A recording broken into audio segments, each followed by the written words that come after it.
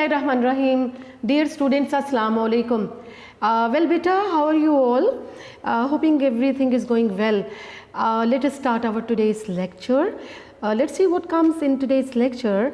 Actually, we have already read chapter number 7 of the novel Mr. Chips, and today we will cover its exercise including synonyms and question answers. जी बेटे, आप novel mister chips जो है वो पढ़ रहे हो आजकल, और हम पहुंच चुके हैं चैप्टर नंबर 7 तक, और चैप्टर 7 आपका हो चुका है कंप्लीट, और चैप्टर 7 की एक्सरसाइज जो है वो आज की जाएगी। और इसमें शामिल क्या है? इसमें शामिल है जनाब, आपका मैंने यहाँ लिखा, इसमें we will cover synonyms as well as question answers. ठीक हो गया बेटे? अच्छा, इसके बाद इंशाल्लाह ट्रांसलेशन जो सॉल्व पैराग्राफ है ट्रांसलेशन के, वो भी हम लोग इंशाल्लाह करेंगे। तो पहले टारगेट हमारा है जनाब इसकी एक्सरसाइज, नॉवल के चैप्टर नंबर 7 की एक्सरसाइज। सिनोनिम्स में आ जाइएगा बेटे। आपके पास फर्स्ट वर्ड है विविड, VIVID। विविड का मतलब होता है क्लियर, क्लीन, वाज़े, साफ। तो इसमें बी ऑप्शन क्लियर आंसर होगा। नंबर 2 स्टेटमेंट है ग्लोड, GLOWED। ग्लोड का मतलब है चमक उठना, शोन। सेकेंड फॉर्म ग्लो की है ग्लोड, तो शाइन की भी सेकेंड फॉर्म शोन, SHONE। तो डी ऑप्शन शोन इसका आंसर होगा। नंबर 3 पे आ जाएगा ट्वाइलाइट। ट्वाइलाइट कहते हैं डस्क। डस्क क्या होता है कि जब शाम की तारीकी फैलती है तो उस माहौल को क्या हम कहते हैं, उस दौरानी को, उस वक्त को क्या कहा जाता है? शाम का धुंधलका, शाम की तारीकी, डस्क। तो यहाँ पर ए ऑप्शन डस्क लिखी है, ये इसका आंसर है। फिर आपके पास नंबर 4 स्टेटमेंट है स्कैम्परिंग। स्कैम्परिंग क्या होता है बेटा? हरिंग, रशिंग, तेज़ी से भागना किसी तरफ, किसी जानिब। तो यहाँ पर सी ऑप्शन है हरिंग, HURRYING। हरिंग होगा तेज़ी से किसी जानिब बढ़ना। Number 5 howler, HOWLER। हाउलर होता है ब्लंडर, कोई गलती, बहुत बड़ी गलती करना। तो यहाँ पर बी ऑप्शन ब्लंडर इसका आंसर होगा। नंबर 6 है let them of. Let them of का मतलब होता है किसी को छोड़ देना, मुआफ़ कर देना, to forgive, to pardon, pardon. तो यहाँ पर सी ऑप्शन है पार्डन, PARDON। पार्डन क्या होगा? मुआफ़ी दे देना। नंबर 7 है कूप्ड अप। कूप्ड अप का मतलब होगा किसी को मुक़य्यद करना, कैद करना, पिंजरे में डालना, केज्ड, CAGED। तो ए ऑप्शन केज्ड इसका आंसर होगा। नंबर 8 पे आ जाएगा बेटे, and your word is strict. Strict क्या होता है? Stern, STERN। स्टर्न होता है बहुत सख्त होना, सख्त हो जाना। तो बी ऑप्शन स्टर्न आंसर होगा। Number 9 sack, SACK। सैक का मतलब होता है किसी को बर्खास्त कर देना, मुअत्तल कर देना, ठीक है, फारिग कर देना।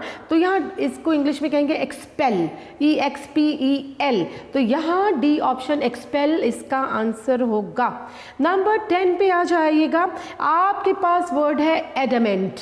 एडमेंट क्या होता है? ऑब्स्टिनेट, स्टबन, जिद्दी, सरकश, अकड़ जाने वाला। तो यहाँ पर हमारे पास बी ऑप्शन है स्टबन, STUBBORN, और ये इसका आंसर होगा।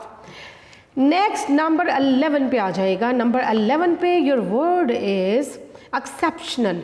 एक्सेप्शनल होता है एक्स्ट्रा ऑर्डिनरी, गैर मामूली। तो आपकी बी ऑप्शन इसका आंसर होगी। जी बेटे, नंबर 12 है रेमिनिसेंस। रेमिनिसेंस क्या होता है? रेमिनिसेंस कहा जाता है नोस्टैल्जिया, पास्ट मेमोरी, पुरानी यादें। तो डी ऑप्शन नोस्टैल्जिया इसका आंसर है।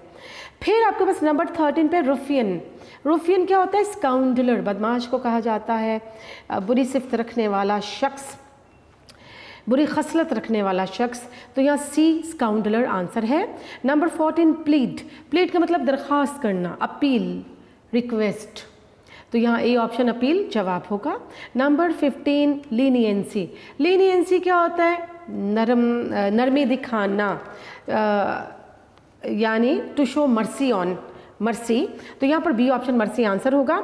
Number 16 cocksure. कॉकशोर का मतलब होता है ओवर कॉन्फिडेंट होना। तो ए ऑप्शन ओवर कॉन्फिडेंट, हद से ज़्यादा खुद एतमादी। Number 17 annihilation. एनिहिलेशन क्या होता है? तबाही, खात्मा, extinction. Extinction, B option extinction जो है ये इसका आंसर होगा। नंबर 18 पे आ जाएगा एनेक्डोट्स। एनेक्डोट्स होता है टेल्स, कहानियाँ, तो यहाँ डी ऑप्शन टेल्स आंसर होगा। नंबर 19 इपोक्स। इपोक्स होता है कोई दौर, ज़माना, एराज, तो यहाँ पर ए ऑप्शन एराज इसका जवाब है। अब ब्लैक शीप कंटैमिनेट। कंटैमिनेट क्या होता है बेटे? कंटैमिनेट का मतलब आलूदा करना, पल्यूट, स्पॉइल, तो यहाँ पर ए ऑप्शन स्पॉइल इसका आंसर होगा, यानी आलूदा करना। तो जनाब इसके जो सिनोनिम्स है वो हमने कर लिए। अब the next section is of question answers. Question answers में देखते हैं। The very first question is what different memories did mister Chips have of Catherine during a twilight at Mrs Wickett. Mrs Wickett के यहाँ Twilight थी जनाब, शाम का वक्त है, और क्या यादें मिस्टर चिप्स के जहन में आ रही हैं? आपने देखा कि in his memories mister chips saw Catherine rushing or hurrying along the corridor and also laughing at some mistakes which he might be making during or while checking some essays. He also saw her playing the cello and take part in school concert, and he also saw Catherine advising or hurrying in garden party and tendering her advice to him on certain occasions regarding problems. ये आपने chapter के बिल्कुल start में पढ़ा था। ये तमाम यादें कैथरीन से मुतल्लिका उसके जहन में है, किस तरह वो हंसते हुए दौड़ती थी कॉरिडोर में, उसको एडवाइस दिया करती थी और सेलो वायलिन बजाया करती थी। Next question, what did Catherine always plead with Chips regarding the boys. Boys के बारे में वो क्या रिक्वेस्ट करते थे चिप्स से अक्सर? She pleaded to forgive the boys if they made some mistake. वो कहा करते थे कि अगर लड़कों ने कोई मिस्टेक किया तो उनको माफ़ कर दिया जाए। And she wanted that a chance should be given to this boys, कि इन बच्चों को एक चांस और मिल जाना चाहिए। अच्छा, फिर वो क्या कहती थी? She also told him she also told Chips that warn these boys not to repeat this mistake again, not to repeat this mistake, कि इन लड़कों को वार्न कर दिया जाए कि not to repeat this mistake, कि इस गलती को ना दोहराएं। नेक्स्ट है who was Ogilvy। Ogilvy कौन था? आपने पढ़ा old Ogilvy was a choir master, he was a music master, and Mr. Chips also remembered a very funny tale connected with old Ogilvy and Dunster. Dunster was a student. He once put a rat into the organ loft, ठीक है, just for the sake of creating fun. ये हमने पढ़ा था lesson में। Number 4, what did Chips want to do about his memories? Very important question. अपने memories के बारे में वो क्या चाहता था? He wanted to write down all his memories in the form of a book, but क्या है? Writing exhausted him both mentally and physically. अपनी किताब को तहरीरी शक्ल में लाना चाहता था, लेकिन लिखने से, तहरीर करने से थक जाता था मेंटली और physically. Did the advice of Catherine have an affect on Chips? क्या कैथरीन की एडवाइस जो है उसका कोई असर होता चिप्स पर? हम देखते हैं कि on certain occasion Catherine tendered her advice to mister Chips whenever a little problem arose, and Chips did not always accept this advice, yet क्या है, he got the influence, he was always under the influence of this advice, हमेशा वो असर लिया करता था advice का। How did chips justify his strict discipline? अपने स्ट्रिक्ट डिसिप्लिन को जस्टिफाई कैसे किया करता था वो कैथरीन के सामने से? वो कहा करता था, he used to say that for every one sec we will have to take a strict action against this particular student, because you know that one black sheep contaminate the whole lot. वो कहा करता था कि हमें school के माहौल को सही रखने के लिए अगर बच्चे ने कोई गलती बहुत बड़ी कर दी है तो सज़ा देना ही पड़ेगी, वरना पूरा माहौल ख़राब हो जाएगा।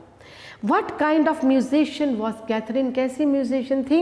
She was a good musician indeed, and she was very expert in playing cello or violin, ठीक है? And she took the cello part in a Mozart trio for the school concert. ये भी हमने पढ़ा था। How did Catherine influence Chips improving his discipline. तो discipline improve करने के हवाले से इस चैप्टर में क्या बताया है कि कैथरीन जो है वो किस तरह से असरअंदाज होती है चिप्स पर। हमने देखा कि she often tendered her advice to mister Chips on different regarding different problems and he did not always accept the advice of Catherine.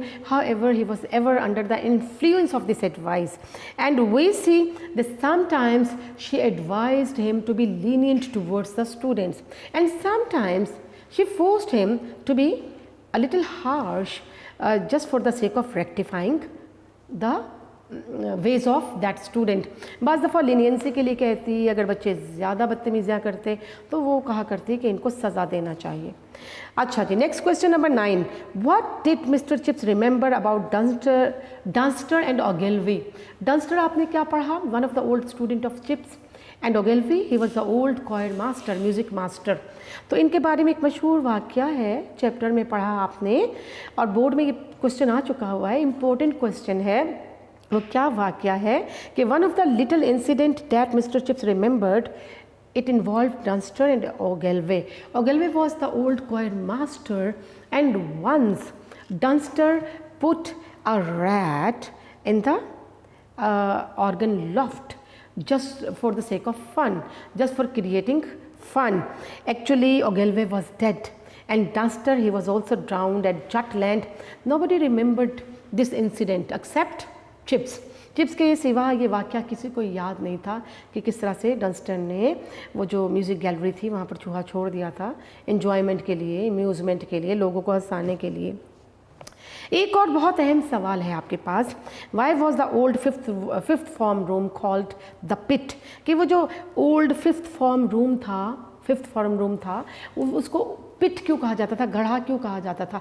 Actually there is no clear और vivid reason regarding saying it so in the chapter में हम कोई वाज़ेह reason नहीं देखते कि उस कमरे को पिट क्यों कहते थे, गढ़ा क्यों कहते थे बच्चे। Perhaps the room was dark, it was ill smelling or odorous, it was musty, it was damp, that is why it was called a pit by the students. एक और क्वेश्चन आपके पास आ गया important, what did Weatherby comment about the Franco Prussian war. Franco mean French, Prussian mean German. तो France और German जो थे rival थे, इनकी वॉर के हवाले से ये राइवल थे और इनकी वॉर के हवाले से जो है वो वेदरबाई क्या कहा करता था। तो we see that a war was fought between France and Germany in 1870 and the preliminary and the very first interview mister Weatherby told mister Chips कि look, it looks like that if we have to settle with the Prussians ourselves one of these fine days, कि हमें प्रूशियंस German जो कि हमारा Germany जो कि हमारा दुश्मन मुल्क है उससे अच्छे रवाबित रखना पड़ेंगे कभी ना कभी। लास्ट क्वेश्चन भी इम्पोर्टेंट है, क्वेश्चन नंबर 12 है, Y could chips not right a book of his memories. Actually chips wanted to write the book of his memories, but unfortunately writing exhausted him and he got tired both physically and mentally. तहरीर करने से, चीज़ें लिखने से वो mentally और physically थक जाया करता था, and he was also of the opinion that his recollections or past memories lost its flavor and charm when they were written down, कि उसकी वो तमाम सोचें, यादें, वाक़यात अपना सही फ्लेवर और लुत्फ़ जो है वो खो देती थी उस वक्त जब वो उनको तहरीर करता था। तो तहरीर करने में उसको लुत्फ़ नहीं आता था जो उसको चीज़ों को सोचने में, उन वाक़यात को सोचने में लुत्फ़ मिलता था। जी बेटे, आपका चैप्टर नंबर 7 जो है ये कंप्लीट हो गया। अब आज की असाइनमेंट मज़ीद आपकी क्या है, आज के असाइनमेंट में हम लोग करेंगे unsolved paragraphs from unique notes.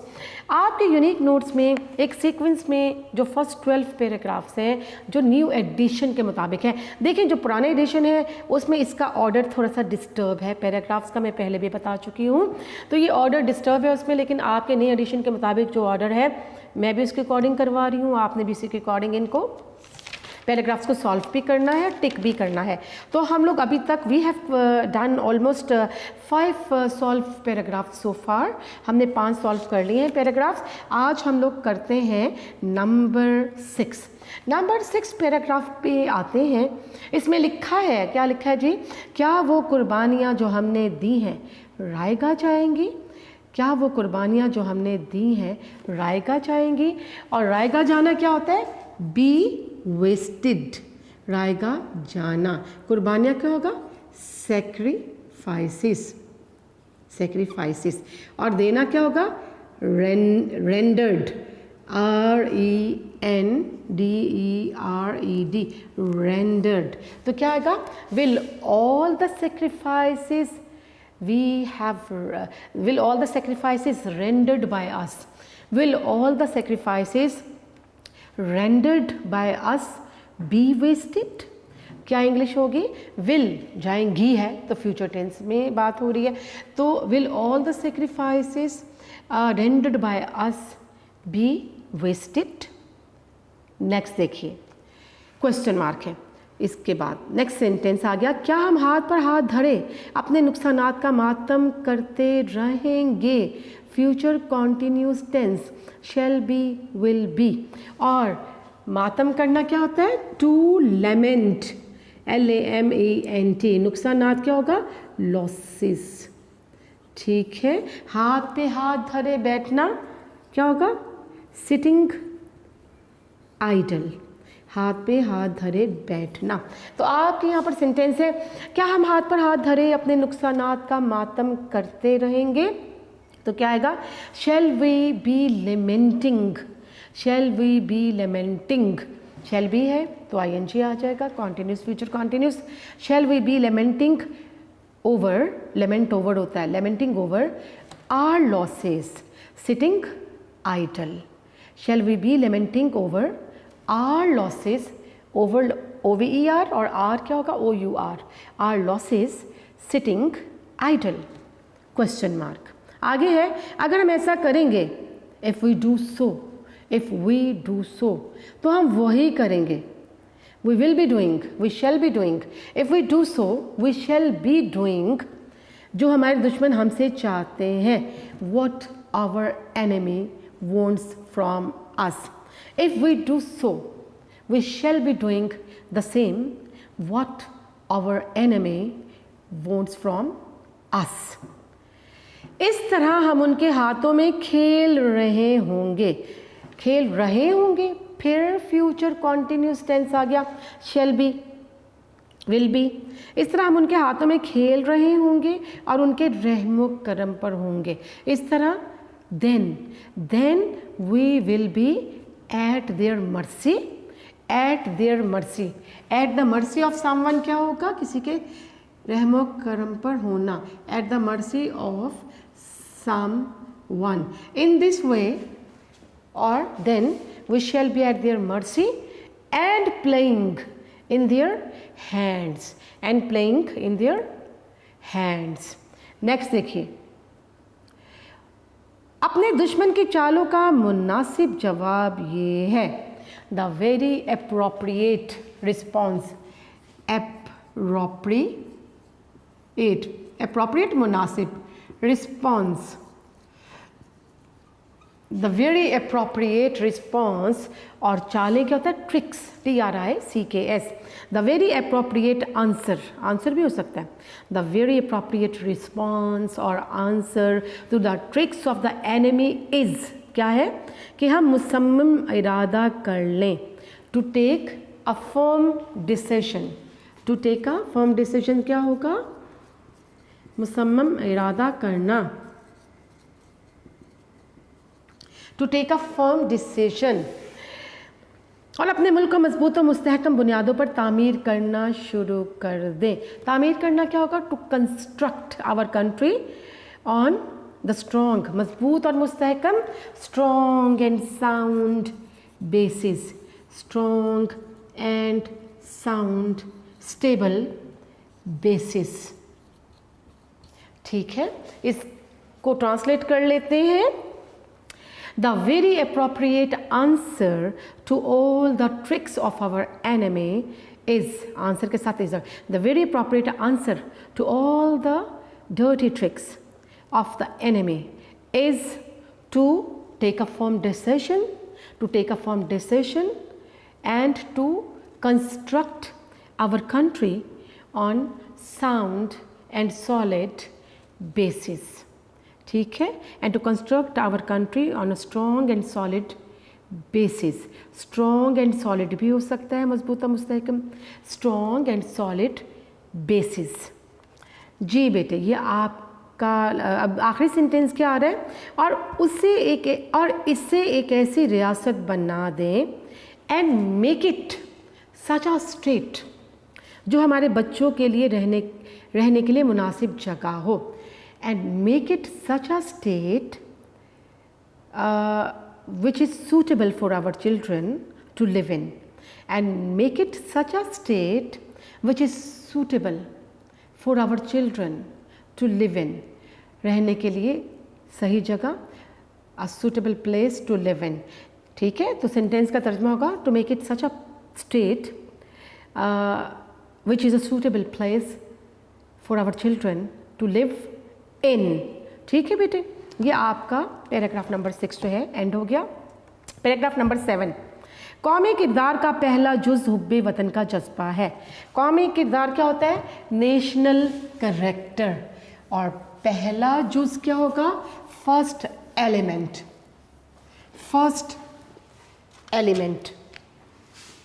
National character, first element. तो पैट्रियोटिज्म क्या होता है, हुब्बे वतनी, पैट्रियोटिज्म.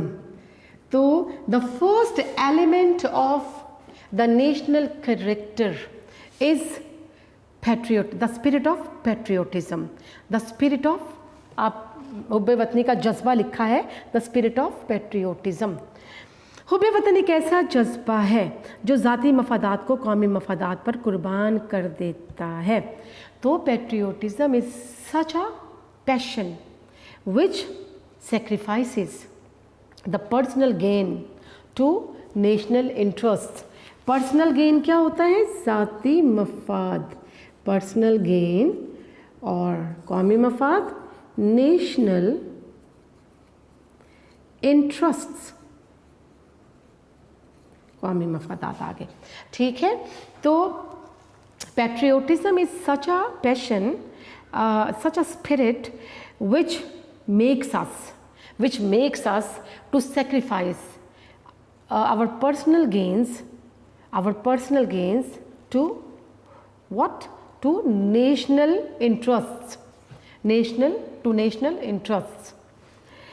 नेक्स्ट देखिए, आज़ाद मुल्क के हर शहरी को हर काम करने से पहले सोचना चाहिए, should.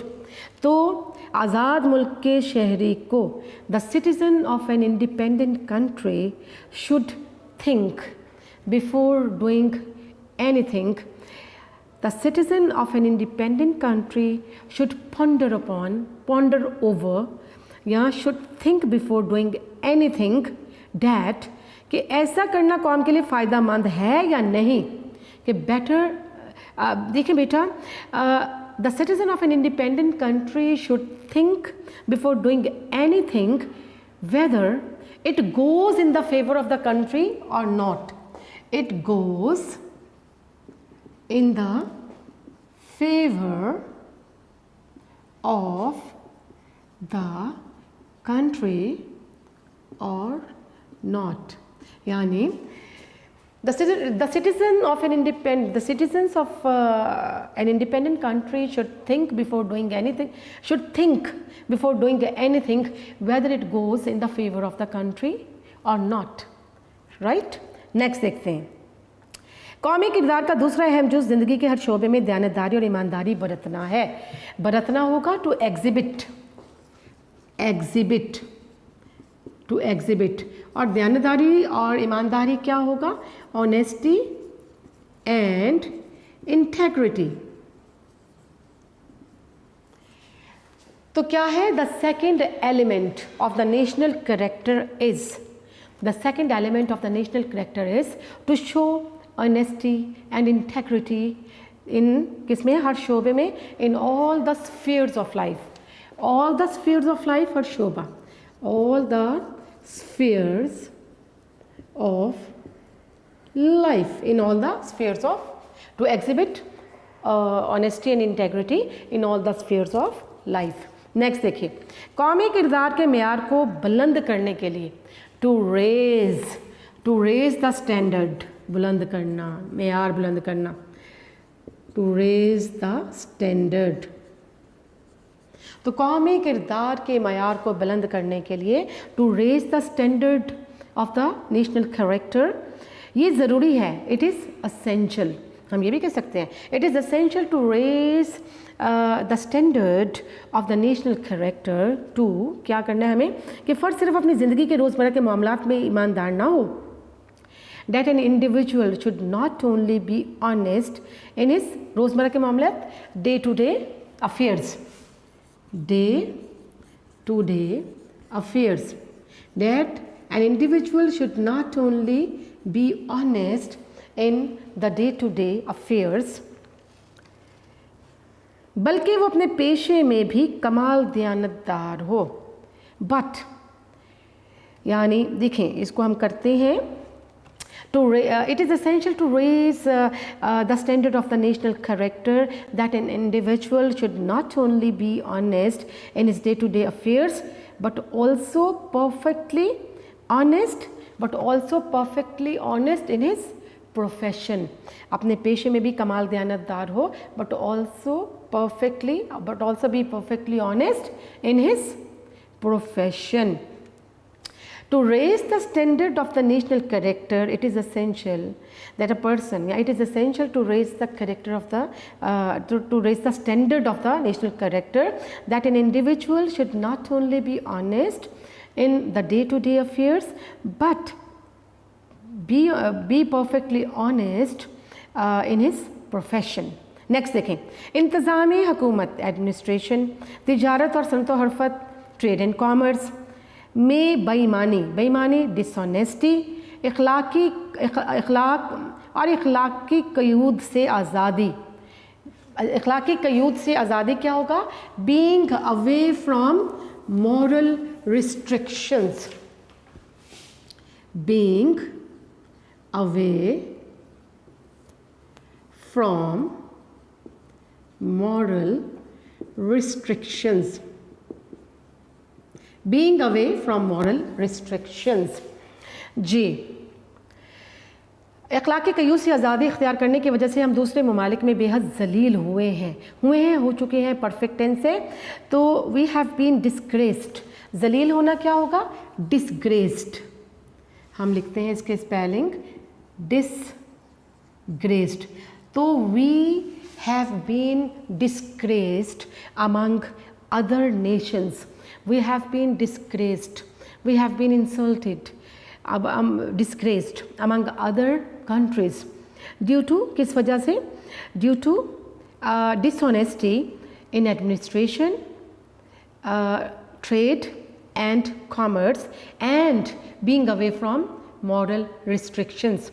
So we have been disgraced among other nations, other countries due to being away from moral restrictions and dishonesty in administration, trade and commerce. ठीक है बेटे, नेक्स्ट देखें, रिश्वतखोरी, रिश्वतखोरी क्या होगा, ब्राइबरी। फिर लिखा हुआ है अकरबा परवरी और नफ़ाखोरी, अकरबा नवाजी होता है नेपोटिज्म और प्रॉफिट, नफ़ाखोरी होगा प्रॉफिटियरिंग, ज़ख़ीरा अंदोज़ी होर्डिंग, HOARDING, और नेक्स्ट है स्मगलिंग, SMUGGLING। तो क्या बताया जा रहा है, रिश्वतखोरी, अकरबा परवरी, नफ़ाखोरी, ज़ख़ीरा अंदोज़ी और स्मगलिंग की वजह से हमारा शुमार बेअसूल, बददियानत और बदमामला कौमों में होने लगा है। बेअसूल क्या होगा? अनप्रिंसिपल्ड। जी बेटा, यहाँ पर लिखते हैं अनप्रिंसिपल्ड। इसके बाद नेक्स्ट वर्ड आपके पास था बेअसूल, बददियानत और बदमामला। बददियानत क्या होगा? Dishonest, dishonest. बदमामला करप्ट, और शुमार होना बीइंग काउंटेड, काउंटेड। सुन लीजिएगा इसके इंग्लिश कि रिश्वतखोरी, अकरबा परवरी, नफ़ाखोरी, ज़ख़ीराअंदोज़ी और स्मगलिंग की वजह से हमारा शुमार बेअसूल, बददियानत और बदमामला कौमों में होने लगा है। तो वी आर बीइंग काउंटेड, होने लगा है। We are being counted, we are being counted among unprincipled, dishonest and corrupt nations due to bribery, nepotism, profiteering, hoarding and smuggling. So we are being counted among unprincipled, dishonest and corrupt nations due to bribery, nepotism, then profiteering, hoarding and smuggling. जी बेटे, आपका ये paragraph भी ख़त्म हुआ। एक last paragraph करना है सिर्फ आज की इस असाइनमेंट में। एक अच्छी हुकूमत का सबसे बड़ा फ़र्ज़ है कि अहले मुल्क के लिए ज़रूरियात ज़िंदगी सस्ती करे। अच्छी हुकूमत क्या होगा? Good governance. गुड गवर्नेंस को अच्छी हुकूमत कहा जाएगा। मैं यहाँ लिख के देती हूँ आपको, गुड गवर्नेंस। तो एक अच्छी हुकूमत का सबसे बड़ा फ़र्ज़ है। तो it is the most important duty, it is the most important duty of the good governance कि अहले मुल्क के लिए ज़रूरियात ज़िंदगी सस्ती करे। To provide things at cheap rates, to provide things to the people at cheap rates. So it is the most important duty of the good governance to provide the things to the people, to provide the things to the people at cheap rates. सस्ती, cheap होगा। ज़रूरियाती ज़िंदगी से मुराद महज अनाज ही नहीं। ज़रूरियाती ज़िंदगी क्या होगा? essentials of life, essentials of life. So the essentials of life does not mean only grains. अनाज क्या होगा? grains. The essentials of life does not mean only grains. अनाज, कपड़ा, तिबी सहूलतें, तालीम वगैरह भी ज़रूरियाती ज़िंदगी में शामिल हैं। तो हम कहते हैं the essentials of life do not mean only grains, but क्या है? grains, clothing, तिबी सहूलतें, मेडिकल फैसिलिटीज़, तालीम, एजुकेशंस आर ऑल्सो इंक्लूडेड शामिल होना, are also included in the essentials of life. But grains, clothings, medical facilities, educations are also included in the essentials of life. Next देखें, हुकूमत को कीमतें गिराने की पूरी कोशिश करना चाहिए। कीमतें गिराना, to reduce prices. So government should make every possible effort to reduce prices, ताकि so that देहाती और शहरी दोनों तबके से ताल्लुक़ रखने वाले अवाम, so that the people belonging to rural and urban areas माकूल ज़िंदगी बसर कर सकें, could lead a reasonable life, so that the people belonging to the rural and urban areas could lead a reasonable life. हमारी राय में, in our opinion, उस वक्त हमारी राय में इस वक्त अवाम की इससे बड़ी खिदमत और कोई नहीं हो सकती। In our opinion, there can be no better service